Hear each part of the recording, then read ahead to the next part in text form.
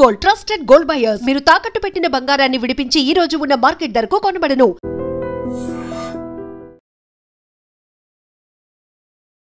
దళపతి విజయ్ తమిళగ వెట్రి కలగం పేరుతో రాజకీయ పార్టీని స్థాపించిన సంగతి మనందరికీ తెలిసిందే. వచ్చే ఏడాది జరిగేటటువంటి తమిళనాడు అసెంబ్లీ ఎన్నికల్లో అన్ని స్థానాల్లోనూ తమ పార్టీ పోటీ చేస్తుందని ఇదివరకే ఆయన అనౌన్స్ కూడా చేశాడు. అట్లా మీటింగ్స్ కూడా కండక్ట్ చేస్తున్నారు. తన పార్టీ 2వ బహిరంగ సభను మదురైలో కూడా నిర్వహించిండు. గతంలో ఆగస్టు 21న ఈ సభ జరిగింది. అప్పుడు తమిళనాడులోని వివిధ ప్రాంతాల నుంచి కూడా లక్షలాది మంది అభిమానులు, పార్టీ కార్యకర్తలు అక్కడికి తరలి వచ్చారు. యువత కావచ్చు, మహిళలు కావచ్చు, పెద్ద సంఖ్యలో హాజరయ్యారు.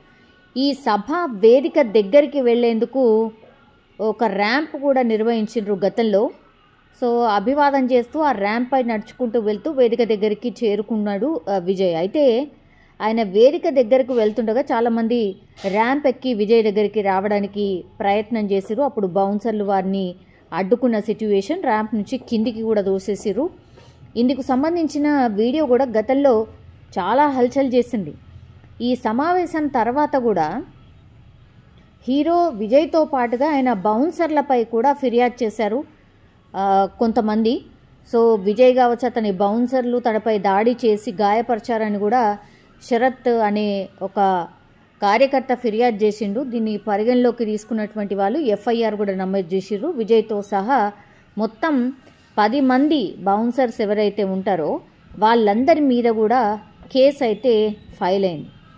ఇది ఒకవైపు ఉండుండగా ఇప్పుడు నెక్స్ట్ ఇయర్ ఆయన పార్టీ రాబోతోంది కాబట్టి పూర్తి స్థాయిలో ఆయన చాలా బిజీగా సభలు, సమావేశాలు నిర్వహిస్తున్నాడు. అందులో భాగంగా ఈరోజు కూడా తమిళనాడులోని కరూర్లో ఒక సభ జరిగింది.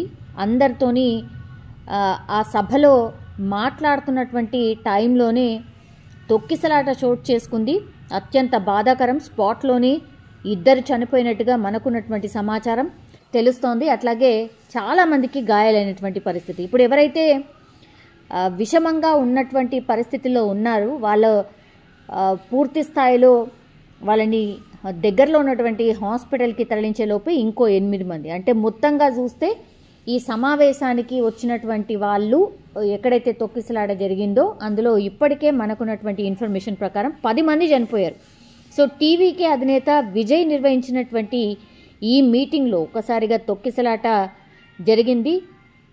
చాలామందికి గాయాలైన వాళ్ళని కూడా ఆసుపత్రికి తరలించినటువంటి పరిస్థితి.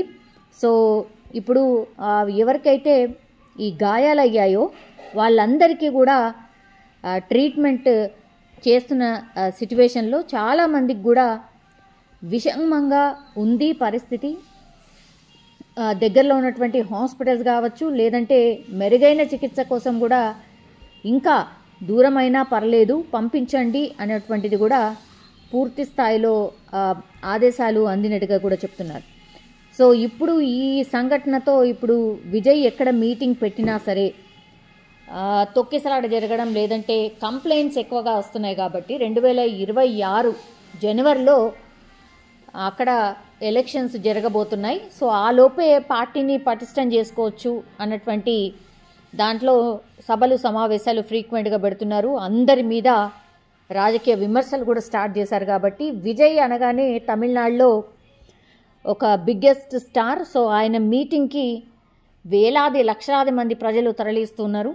కానీ సెక్యూరిటీ వైజ్గా కావచ్చు, అక్కడ ఏవైతే అరేంజ్మెంట్స్ చేయాలో వాటిలో లోటు ఉన్నట్టుగా స్పష్టంగా అర్థమవుతోంది. ఎందుకంటే ఎక్కడ మీటింగ్ పెట్టినా ఇట్లాంటి న్యూసెన్సే క్రియేట్ అవుతోంది అనేది కూడా పోలీసులు కావచ్చు, అక్కడ ఉన్నటువంటి కార్యకర్తలు, అభిమానులు ఎవరైతే ఈ మీటింగ్స్కి హాజరవుతున్నారో వాళ్ళకు కూడా గాయాలు అవ్వడం, తొక్కిసలాట జరగడం, లేకపోతే బౌన్సర్లు పూర్తిగా విజయ్ని స్టేజ్ మీదకి తీసుకెళ్లేటప్పుడు, లేకపోతే వచ్చేటప్పుడు, వెళ్ళేటప్పుడు గాయాలవుతున్నటువంటి సిట్యువేషన్, కంప్లైంట్స్ చాలా ఎక్కువగా నమోదవుతున్నాయి. ఇప్పుడు వీటన్నిటిని పరిగణలోకి తీసుకున్న తర్వాత మరి సభలు, సమావేశాలని కూడా మరి బ్యాన్ చేసే అవకాశం ఉంది అనేటువంటిది కూడా మనకున్నటువంటి సమాచారం. సో ఒక్కసారిగా విజయ్ ఈరోజు తమిళనాడు కరూరులో నిర్వహించినటువంటి సభలో తొక్కిసలాట జరగడం, అందులో పెరుగుతున్నట్టు స్పష్టంగా అర్థమవుతోంది. ఎందుకంటే మృతుల సంఖ్య ఇప్పుడు 29కి చేరుకుంది. కరూరులోని ఆస్పత్రులకు అంబులెన్స్‌లు రాక పెద్ద ఎత్తున కొనసాగుతున్నటువంటి పరిస్థితి అక్కడ కనిపిస్తోంది. మృతుల సంఖ్య ఇంకా కూడా పెరిగే అవకాశం ఉన్నట్టుగా కూడా స్థానికులు చెప్తున్నారు.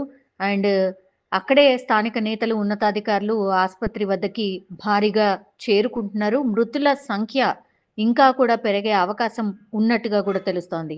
ప్రస్తుతం 29కి మృతుల సంఖ్య అయితే చేరుకుంది.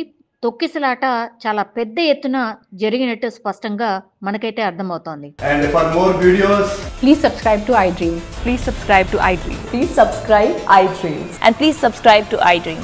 For more videos, subscribe to iDream. please like, share and subscribe to the channel. Congratulations, iDream. Subscribe to iDream. Subscribe to iDream. So subscribe to iDream Media. iDream ki iDream team andarki huge congratulations. Please subscribe iDream Media. Please subscribe to iDream. Subscribe iDream. Please subscribe to iDream. iDream అంటే నా కళల ఛానల్ను subscribe చేసుకున్న నోరు తిరుగుతలేదు.